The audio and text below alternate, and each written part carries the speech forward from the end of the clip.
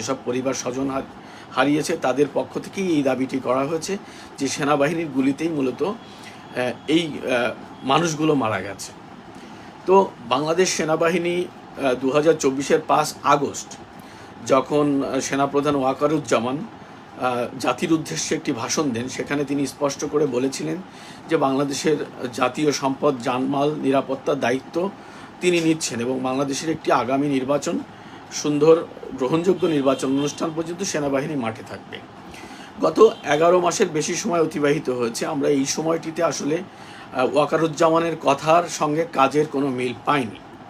তারপরেও বাংলাদেশের মানুষ সেনাবাহিনীর উপর আস্থা রেখেছিল, সেনাবাহিনীর প্রতি তারা সম্মান রেখেছিল। কিন্তু আজকে যেভাবে সেনাবাহিনী গুলি করেছে, সেই গুলির ধরন কোনোভাবেই সেনাবাহিনীর প্রতি বাংলাদেশের মানুষের আস্থা রাখার কোনো সুযোগ নেই। কারণ এটি স্পষ্ট যে সেনাবাহিনী গুলি চালিয়েছে নিরাপত্তার স্বার্থে নয়, হত্যার উদ্দেশ্যে।